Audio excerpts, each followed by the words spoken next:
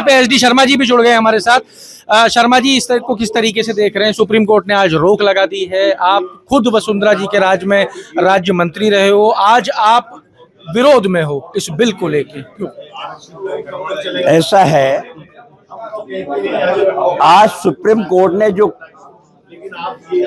Stay लगाया है या जो हमारी सुनवाई की है, हम सभी सवर्ण समाज सुप्रीम कोर्ट का और न्यायालय का बहुत बड़ा सम्मान करते हैं और आगे भी करते रहे। हमें उम्मीद ही सुप्रीम कोर्ट से है कि हमको अगर कोई न्याय देगा तो सुप्रीम कोर्ट से हमें न्याय की उम्मीद है। और हम सब लोग जब तक आंदोलन करते रहेंगे, जब तक कि ये कानून जो सवर्ण के आने वाली भावी पीढ़ी को निपटाने के लिए तय किया गया है, ये वापस रोल बैक नहीं होता, तब तक सवर्ण समाज शांति से नहीं बैठेगा। हम लोग उग्र कार्यक्रम अभी नहीं कर रहे हैं, लेकिन किसी भी स्थिति में जा सकता है सवर्ण समाज। ऐसा समारोह में बहुत बड़ा आक्रोश है। मैं तो आपके माध्यम से सरकार से अनुरोध करूंगा कि ऐसे इस कानून की क्या आवश्यकता आ गई? सरकार तो आप ही की है साहब। मेरी सरकार है तो मैं उसी से अनुरोध कर रहा हूं। मैं मेरी सरकार से ही अनुरोध कर रहा हूं कि इस कानून की ऐसी कौन सी आवश्यकता आन पड़ी है? इनके ST SC OBC के लिए आपने इतने सारे कानून बनाए हुए हैं, एट्रोसिटी एक्ट और दुनिया भर के कानून है, इसकी क्या आवश्यकता हुई? आप तो मैं बताता हूं आपको, मेरे को देश आजाद हुए जब से पढ़ रहा हूं मैंने पढ़ाई 55 से शुरू की है और मैंने कॉलेज में ही पढ़ा हूं, हायर सेकेंडरी स्कूल में, मिडिल में। मैं उस जमाने की बात कर रहा हूं जबकि इनकी ज्यादा आवश्यकता थी, पर मेरे जीवन काल में मैंने कभी ऐसा नहीं देखा किसी कॉलेज या स्कूल या किसी भी विद्यालय में कि किसी सवर्ण कास्ट के बच्चे ने किसी को अपमानित किया हुआ, ST SC को।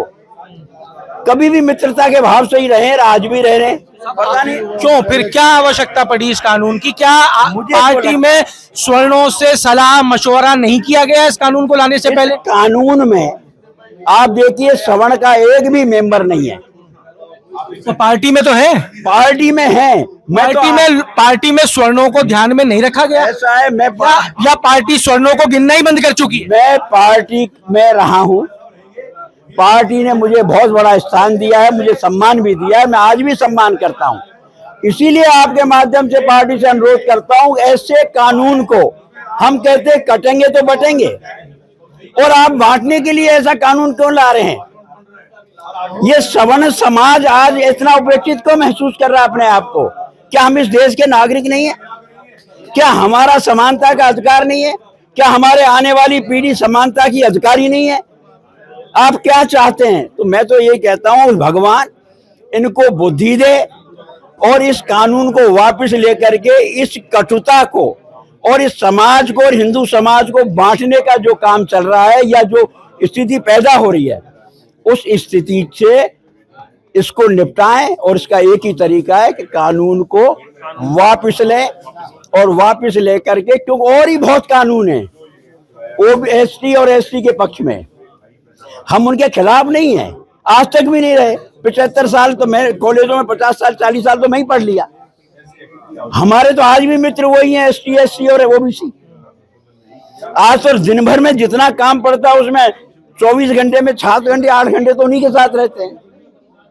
तो मेरा इसी आपके माध्यम से यही अनुरोध है कि पूरे भारतवर्ष का सवर्ण समाज आंदोलित है, अपने आप को उपेक्षित महसूस कर रहा है और बहुत ज्यादा परेशान है इस कानून के लिए।